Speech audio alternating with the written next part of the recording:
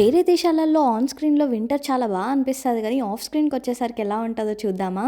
ఇక్కడ vitamin డి3 supplements అయితే mandatory. మనకు డాక్టర్స్ ఏం చెప్పరు. మనమే తీసేసుకోవాలి ఇవన్నీ. ఇక బయటకి చిన్న పని కోసం పోయినా, చెత్త పడేయడానికి పోయినా గానీ మనం జాకెట్ ఏసుకొనే పోవాలి. లేకపోతే అస్సలు పోలేము బయటకి. హీటర్స్ లేకపోతే అసలు మనం ఊహించుకోలేము ఈ వింటర్‌ని. అంత చలిగా ఉంటది. ఎప్పుడు హీటర్స్ ఆన్ చేసుకొనే ఉంటాము మేమైతే ఈ టైంలో.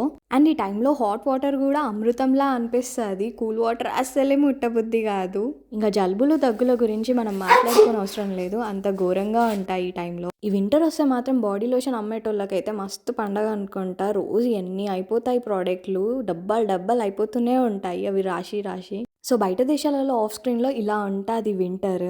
నా వీడియో గనక నచ్చితే please like, share and subscribe to my channel.